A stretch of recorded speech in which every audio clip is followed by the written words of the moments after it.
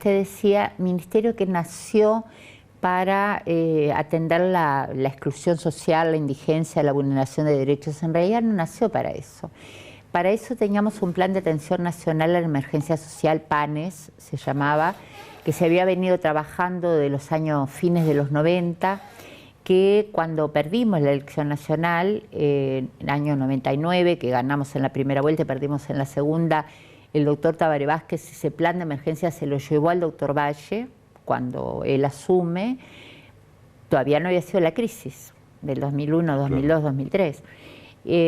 Pero tenía, por ejemplo, para dar un ejemplo, tenía el proyecto de ley para trabajadoras domésticas, tenía el proyecto para los trabajadores rurales, o sea, había una cantidad de elementos que ya estaban en ese plan de emergencia. Viene el 2002, con todo lo que eso sucede, ahí, estando en la oposición todavía, yo era senadora en ese momento, con el entonces ministro de Economía, el que capió la crisis en el peor momento, gran compañero Achugarri, que fue el que agarró el hierro caliente cuando otros no quisieron, trabajamos juntos lo que era la canasta de alimentos y lo que él decía hospital de campaña, es decir, la emergencia que había en las puertas de los hospitales, qué cosas no podían faltar, y se hizo todo en aquel momento el ministro era el doctor Varela, ministro de Salud, con la decana de Medicina, con la directora del Hospital de Clínicas de entonces y ahora la doctora Ubach. Hicimos con Alejandro todo un listado de las cosas de emergencia para atender lo que no podía faltar en las puertas de emergencia de los hospitales. O sea que ahí viene delineándose el plan de emergencia. Sin embargo, nuestro presidente, cuando no estaba en el programa de gobierno del Frente Amplio, la creación de un ministerio. Y él, que es un hombre muy práctico y muy quiere resolver y él decía, bueno, hay una cosa que ahora se ha puesto de moda, el decir que hay tantos programas y hay tantas cosas, hay que crear un ministerio para articular todo esto. Para ahí nace el ministerio. Ahora, el ministerio nace como el gran articulador, eso dice la ley de creación, de todas las políticas sociales, como organismo que concatena todos los proyectos y programas sociales, no solo a nivel nacional, del gobierno nacional, sino de departamentales y luego municipales, porque la ley de creación de los municipios es del final del primer periodo, y nace con esa marca, diría yo. Yo siempre digo que el ministerio nació marcado por el hecho de que primero teníamos que atender la emergencia. Y estuvimos hasta la primavera de 2007 atendiendo la emergencia. Piense que 1 de cada 3 uruguayos bajo la línea de pobreza y el 4% en la indigencia medida por ingresos. O sea, no con todas las cosas. Recién venimos de Cerema, por ejemplo, bueno, un niño, una niña, un adulto, como vimos en el momento en que nuestros equipos, que tenemos el gusto de poder trabajar ahí, porque nos prestan para trabajar allí, está poniendo una prótesis de medio pie amputado a un trabajador, le estamos cambiando la vida. Y aunque no sea por ingresos, tiene una exclusión. Entonces, nace con eso. Yo le diría que esto de que le damos a los pobres, pero en fin, o para decirlo como lo decíamos en aquel entonces, 2008, por ahí, 2008 la crisis mundial, acuérdese, la famosa burbuja inmobiliaria que revienta en todo el país, nosotros no nos enteramos en el Uruguay, pero la gente empezó, alguna gente a decir, bueno, ya está esto de los pobres, ¿no? A ver si ahora no, se dedican a otra cosa. Sin embargo, insisto, la exclusión o la falta de ejercicio de derechos, y hoy lo vemos con gran fuerza, nosotros atendemos desde el Instituto Nacional de las Mujeres, junto con el Ministerio del Interior, junto con la Fiscalía, junto con la Justicia, todo lo que es violencia basada en género. Atendemos desde los jóvenes, bueno, tuvimos la carrera a las 5K, pero tenemos también el trabajo con los muchachos, muchachas que no queremos que abandonen los estudios. Trabajamos, es decir, con esas desigualdades que a lo mejor no son por ingreso, o no son de otra índole. Son de otra índole. ¿Por qué cree usted que hoy, cifra de abril 2019, el 48% de la gente cree que es mala la gestión del MIDES? Bueno, a ver, yo soy un poco escéptica de las encuestas, se lo voy a decir, ¿no? Confieso. Y no porque no, yo antes tenía mucha confianza, pero en el 2014 era para llorar a gritos, lo que nos dio durante toda la campaña electoral, bueno, era terrible, ¿no? Todas las encuestas decían que era todo espantoso, que todo les parecía mal a los uruguayos, que íbamos a salir horrible, que no iba... Y ganamos la primera vuelta, ya sacamos mayoría parlamentaria. Ahora sufrimos muchísimo con las encuestas. Entonces yo ahora tengo... ¿Se acuerda usted la autocrítica fantástica que hizo González, el que llamaban el sordo González, pero que era el capo de las encuestas del Uruguay? Fueron páginas y páginas de búsqueda haciéndose autocrítica de cómo hacían las encuestas. Pero lo que usted dice tiene que ver con una campaña política. Lo dice precisamente Cifra, ¿no? No lo digo yo. Ya sé. No, pero lo dice Cifra y lo dice mucha gente. Por eso, Cifra recoge la opinión de la gente. Claro, la pregunta es, ¿por qué cree usted que la gente está tan en desacuerdo? Primero porque no conocen la mayoría de las cosas. El otro día hicimos una exposición en el hall del Pereira Rosell con las prótesis para niños y niñas, le entregamos una silla de ruedas con dispositivo, con INDA y todo su trabajo de nutrición y de comida saludable y de comensalidad, los juegos, juguetes, libros de cuentos que hacen las emprendedoras y emprendedores MIDES,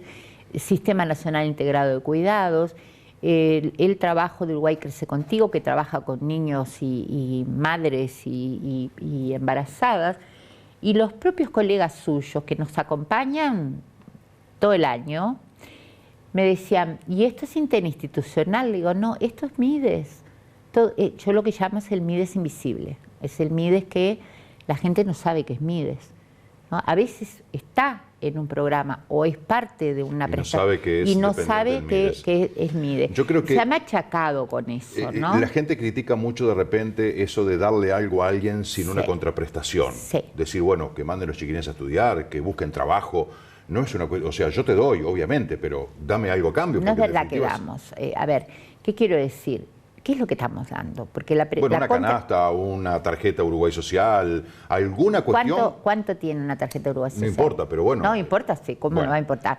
Si usted me dice que yo voy a darle vivir... algo gratis a alguien, como que no, porque es del Estado, en definitiva. Entonces, sí, pero ya vamos a ayudarlo, pero que nos dé algo a cambio. Voy a poner una hipótesis que no es correcta. Yo hice toda la escuela pública, liceo público, instituto normal público.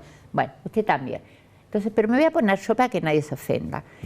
Ahora... Yo resulta que fui a jardín privado, a colegio privado, a liceo privado y a universidad privada.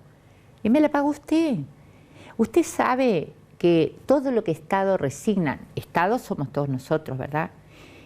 Por esas picardías de los números, porque eso es un hallazgo que hizo el Instituto de Ciencias Políticas de la universidad, es equivalente a todo el presupuesto del MIDES. ¿Qué quiero decir?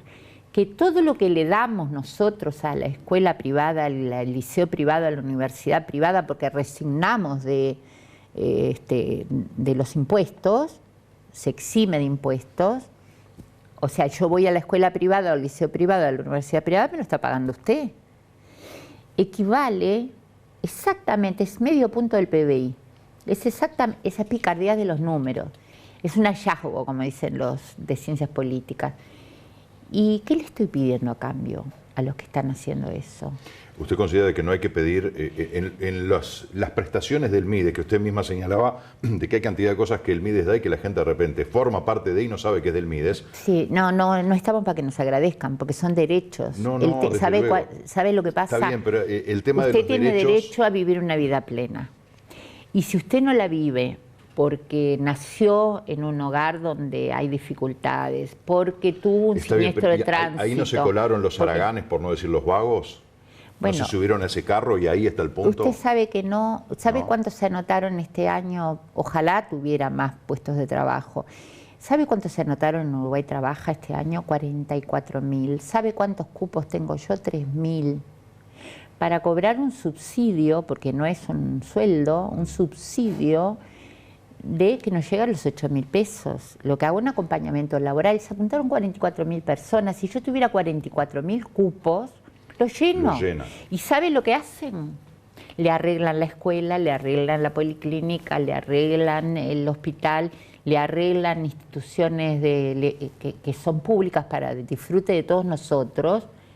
Yo al revés, si yo fuera oposición de izquierda, diría, están explotando, era oposición de izquierda, sí, están explotando a los pobres, estamos ahorrando el Estado, o sea, todos nosotros estamos ahorrando de lo que nosotros ponemos, mientras ellos nos arreglan nos mantienen los edificios públicos, nos mantienen en un proceso de incorporación a la vida de las trayectorias laborales, en todo eso. Pero además yo le voy a hacer una pregunta. Ese 1 de cada 3 uruguayos que está bajo la línea de pobreza, ese 4% en la indigencia, media por ingresos, ¿dónde está? ¿Se fue del país? ¿Se murió? No, evidentemente están trabajando. Mejoró, o sea, por eso se ha recuperado. Ahora, esto echa por tierra aquello de que decís, bueno, cuando van a entregar una tarjeta o una canasta del Mides hay colas eternas. Cuando ponen un laburo de 8 horas no va nadie. No, de 44.000 para 3.000 cupos. Con eso le lamento, ¿eh? Mire que a mí me duele. ¿Que haya tanta gente sin trabajo? No, me duele además porque no tengo 3.000. Ojalá tuviera 40.000. Le pudiera dar a todos. Claro, porque no es dar. ¿Ve usted? A ver, perdóneme, sí. Yo no estoy dando nada. La gente tiene derechos. Todos y todos. ¿Qué dice la Constitución? Todos los habitantes de la República, eso quiere decir uruguayos y extranjeros, ¿no? Todos los que estamos en el territorio de la República tenemos los mismos derechos. En la vida real eso no es así. Entonces, ¿qué estamos haciendo? Construyendo caminos para poder ejercer los derechos. Pero yo los derechos a los que accedo, como tantos y tantas, tienen una contraprestación, porque digo, yo accedo a una cantidad de cosas, de beneficios, pero yo por la vía de los impuestos también estoy devolviéndole. Y los demás también. Pero de repente esa gente, dígame una cosa, por la vía impositiva no vamos a recaudar. No, y cuando van y compran en el almacén, y cuando van y pagan las tarifas, y cuando van y se reenganchan correctamente a través de la canasta de servicios que nosotros tenemos. Pero por ejemplo, en la no luz, tiene ni RPF. ¿En dónde no tiene RPF? Digo, quienes acceden a estos planes. Hay gente que tiene trabajo y que lo que tiene un ingreso bajo que no le permite vivir. Yo le voy a dar un ejemplo.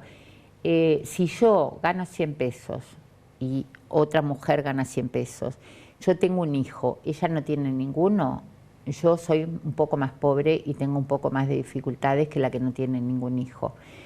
Y así puedo seguir. Pero tener un hijo es una decisión personal. Uno sabe a lo que se expone, se arriesga, por suerte en lo que uno invierte. Por suerte ahora cada vez más es una decisión personal, entre otras cosas porque hemos logrado abatir el embarazo adolescente no planificado y no intencional. Estaba leyendo 77 embarazos de menores de 14 años. Es alarmante. Son muchos, es alarmante porque los visibilizamos. Antes sucedían y a nadie... Mire, yo trabajé del 85 que me restituyeron al 95 en una escuela en un barrio de Montevideo, ¿no? Como maestra. Todos los años, sin excepción, decíamos en broma de humor negro, otra vez somos abuelos. El embarazo adolescente. El embarazo de las niñas de sexto, de quinto, en general con abuso, en general, pero no se hablaba. ¿Por qué? Porque eso era de la puerta para adentro. Hoy lo sabemos y lo combatimos, ¿no? Yo le quería preguntar, porque respecto a este tema, ya quiero volver después sobre el tema de la tasa de natalidad y que en Uruguay es baja y que preocupa, y a dónde vamos con un sistema de seguridad social que se hace cada vez más insostenible y que tenemos que trabajar más para... Le voy a decir cuál es la solución. Bueno, pero le quería preguntar respecto a este tema de las prestaciones y los planes. Lo que dijo Gustavo Leal, que es asesor del ministro del Interior, está de director en el ministerio, es una de las caras visibles de políticas de seguridad que ha llevado a cabo el gobierno. Hay que aislar a los delincuentes de los beneficios sociales, defender a los que laburan. Es muy fácil repartir, pero en algún momento hay que cortar el chorro y creo que ese momento llegó. ¿Qué opina de estas palabras? Bueno, él dice esto y en líneas generales uno podría entenderlo. Sin embargo, es nuestro aliado fundamental en el trabajo, o nosotros somos sus aliados, como quiera, somos todos parte del mismo gobierno, de todo el trabajo que se hace en Casaballe, ahora el 24 se celebran 10 años del trabajo en Casaballe, porque no es que empezó ahora, ¿no? Es un plan, el plan Casaballe va a empezar con el ex intendente Ehrlich, que fue quien comenzó, después la ex intendenta Ana Olivera, que es la que está puesta por el presidente de la República. Y después Daniel Martínez, que ayer en calidad de candidato estuvo ahí en Casaballe. Estuvo, y le tiraron un huevo, que eso fue la noticia. Fuera de lugar, no. Bueno, pero, a ver. No me diga que forma parte de la democracia, porque no estoy de acuerdo. No forma parte de la democracia, forma parte de estas nuevas situaciones que tenemos en el Uruguay. Pero, bueno, por lo menos tienen huevos para tirar. Dígame, siempre tratando de buscarle el lado positivo a la cosa. Pero ¿no? Daniel se lo tomó con mucha... Sí, él dijo que lo que comprobó que con huevos no le va a crecer el pelo. Exacto. Antes había unas cosas que se ponían para la pelada, pero lo que digo es que Gustavo Leal es por el Ministerio del Interior, junto con Cecilia Cairo, que es del programa Juntos del Ministerio de Vivienda, junto con la alcaldesa Sandra Nedoff, junto con Ana Olivera y todos los equipos de Uruguay Crece Contigo, de atención familiar, de todo eso, y junto con Salud y la policlínica del lugar, los que hacen todo el trabajo en el territorio, en la unidad Casaballe, y todo eso son políticas sociales. Voy a dejar de atender a los hijos de un narco, yo se lo pregunto así, ¿no? Tienen un bebé y lo voy a dejar de atender. Una cosa es combatir el delito, que lo tengo que combatir. Ahora, hay víctimas en el propio hogar de ese lugar. Es decir, esos niños o niñas, las maestras de la escuela de Casaballe lo cuentan, lo tenemos acá en Maldonado.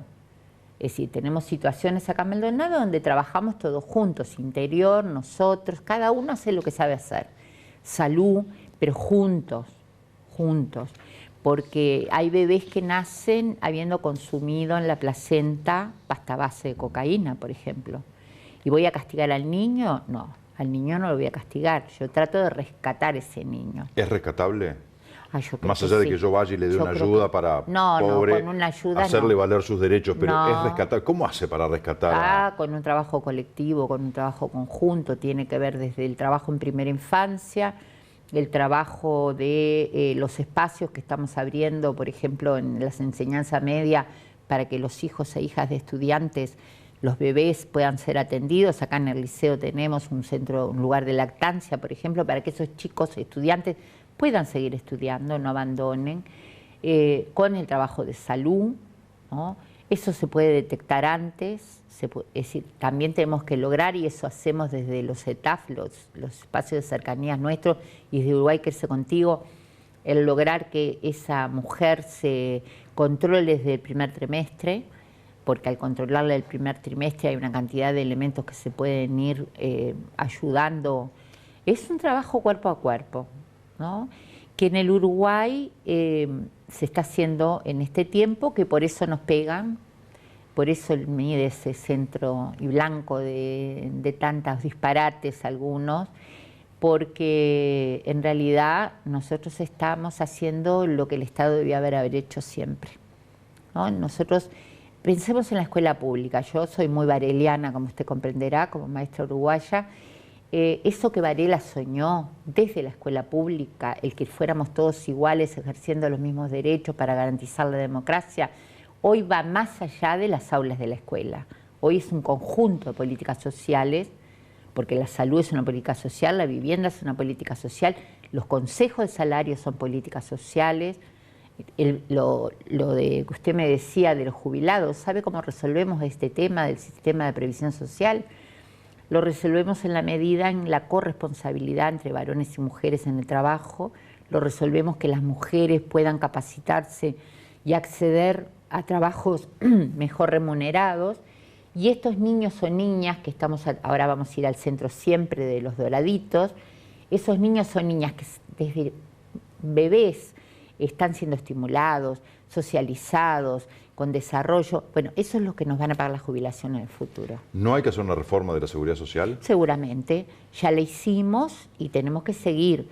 La hicimos cuando en el primer periodo de gobierno el doctor Tabaré Vázquez, usted se acordará que ahí se cambió la edad, se incorporó un año de trabajo, un año contado para la jubilación a las mujeres por cada hijo. Eso es reconocer el trabajo no remunerado. O sea que si yo tengo 57 años y tengo 3 hijos, me puedo jubilar como si tuviera 60. Es decir, hay modificaciones. hay que sacarlo, las diferencias que hacemos. Mire, yo le voy a contar. Si usted me pregunta qué es lo que haríamos en el próximo quinquenio, por ejemplo, con las asignaciones familiares, le digo, nosotros tenemos las asignaciones familiares contributivas, las comunes, las que todos conocemos. Tenemos la del plan de equidad, que es más o menos parecida a la que con Achugarri en su momento inventamos, que fue hogares de menores recursos, que era para gente que no aportaba. Y después tenemos los que, no yo porque no tengo niños chicos, tengo nietos, pero si tuviera, me devolverían por hijo, por IRPF, la devolución de IRPF. Que todo eso se llama asignación familiar, pero yo creo que todos los niños y niñas tienen derecho a la asignación familiar. Usted lo sabe mejor que yo de que hay casos en los que igual tienen hijos con tal de cobrar una asignación familiar. No, eso, a ver... Eso ¿Va a decir que es un invento, ministra? No, no es un invento, es viejo. Bueno, es viejo, pero existe. Pero mire la tasa de natalidad. Y la tasa de natalidad viene en picada. Y viene en picada. Y Está antes, bien. ¿quiénes la levantaban? Por un problema educativo y cultural, las uruguayas nunca tuvimos muchos hijos. Históricamente no los tuvimos. Desde ya, siempre fue una sociedad bastante conservadora, por algo nos mantenemos siempre en la misma Conservadores no, porque si usted mira alrededor, familias muy ricas y muy pobres, le voy a dar un ejemplo, Paraguay, todos tienen muchísimos. Eso tiene que ver con el Estado laico. En Uruguay también, las familias más pobres son las que tienen más hijos. Tenían, ahora no. Fíjese que nos dio ministra? dos. Me dice tenían como que... Y sí, porque mire las estadísticas, no aparecen pero ahí. Yo no voy a las estadísticas, yo voy a los asentamientos y veo cantidad de niños de 8 meses, de 1 año, de 2, de 3, o sea que es de ahora, no es algo viejo. No, pero no es así del punto... Primero, a ver, ¿dónde están los niños y niñas que no nacen? ¿Están solo en las familias de capas medias para arriba? No, no es cierto. Es verdad que están en las capas medias para arriba. Es decir, yo tengo mis trabajadoras del MIDES, hacen primero terminan su carrera, su licenciatura, si no la terminaron, hacen su maestría o hacen su doctorado y recién tienen los hijos. Y en general tienen 2, ¿no? Si llegan tienen 2, si no tienen 1, por la edad y por todo. Ahora, cuando vamos a las familias en situación de extrema vulnerabilidad, en Casaballe hicimos un censo, casa por casa, un rastrillaje de toda la unidad Misiones, y nos dio un 2,3 de promedio de niños, contrario a todo lo que nosotros mismos creíamos. Porque también estamos utilizando otras cosas, estamos utilizando el dispositivo subdérmico. El dispositivo subdérmico lo que permite es que la mujer no tenga que negociar la protección por parte del varón, o sea que si es obligada a tener relaciones, como pasa muchas veces, igual está protegida por lo menos para no concebir, no para las enfermedades transmisibles. Pero sí hay otros métodos, hay otras formas. Recordemos que hace unos años teníamos un ministro de Salud que hablaba en contra de los preservativos, y no hace tanto. Usted se tiene que acordar, igual que yo, usted es mucho más joven que yo, pero se debe acordar. Muchas gracias por la cortesía, ministra. Quería hablar, porque son temas todos bien interesantes, el tema de la tasa de natalidad en Uruguay, el mantenimiento de la población, por qué ha descendido la tasa de natalidad, cuánto tiene que ver el IVE, la interrupción voluntaria del embarazo, a partir de la legalización del aborto, a partir de que la mujer puede decidir por sí ante sí interrumpir su embarazo. ¿Eso tuvo incidencia? ¿No tuvo incidencia? No está demostrado científicamente de que eso tuvo incidencia. Lo que evitamos, no hay muertes por interrupción voluntaria del embarazo, eso sí, y no hay infecciones generalizadas por interrupción voluntaria del embarazo, porque hoy se hacen como tienen que ser.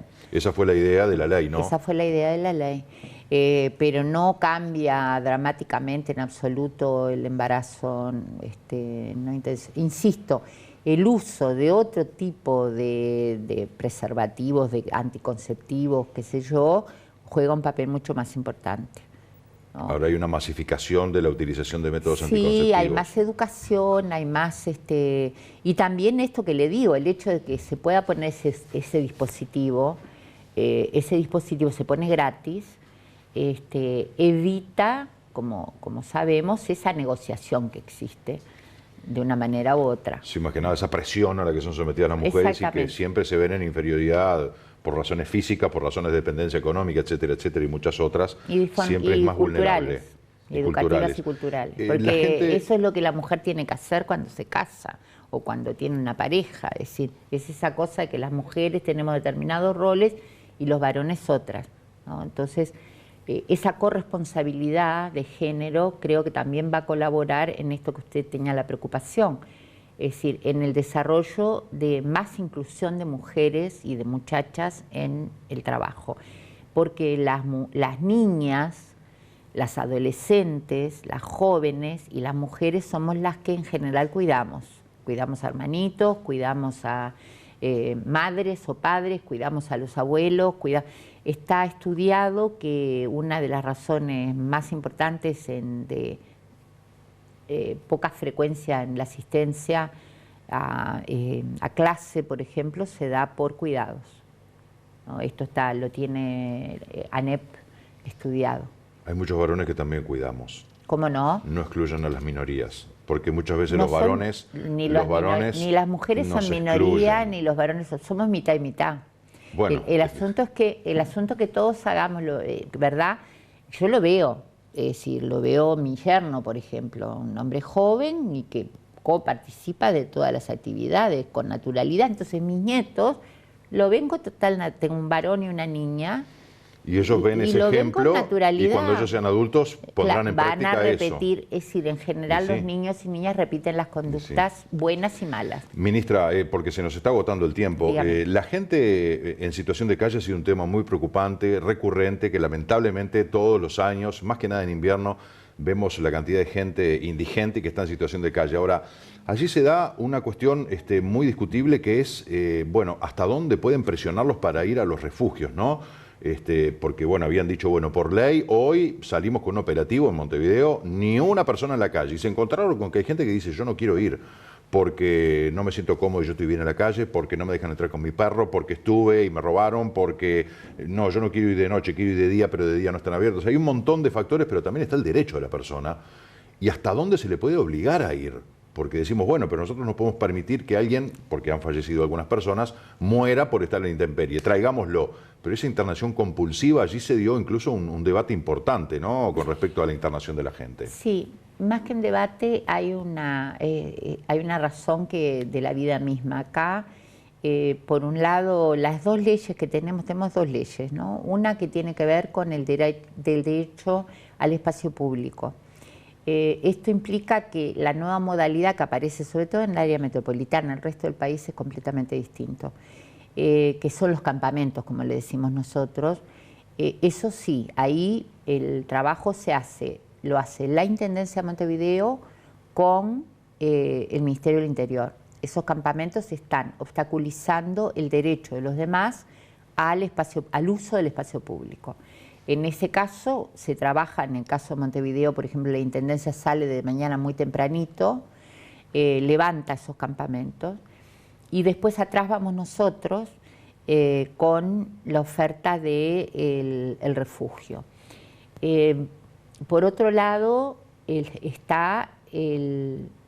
cuando la persona está en un día de frío o cuando tenemos alertas o todo eso, que ahí se dispara todo lo que son los comités de emergencia en todo el país, que es un buen trabajo que estamos haciendo con el SINAE, con el Sistema Nacional de Emergencia.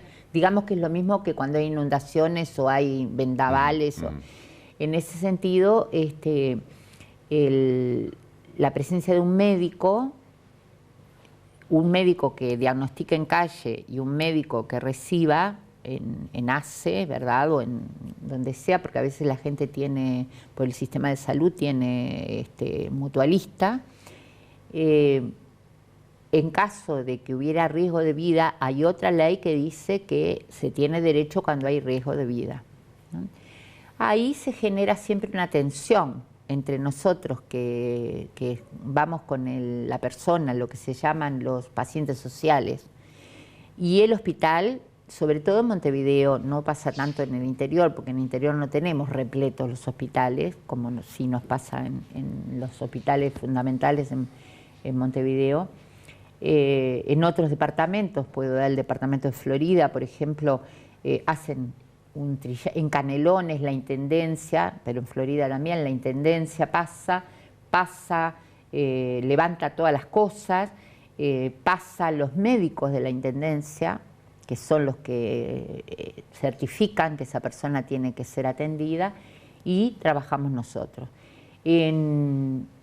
Hay situaciones en las cuales efectivamente las personas se niegan o, por lo que se llama ley de faltas, la persona va, se la lleva a una puerta de entrada de ley de faltas, se le conversa, se le hace un chequeo médico, toda una serie de cosas y se le indica a qué refugio puede concurrir, la persona va o no.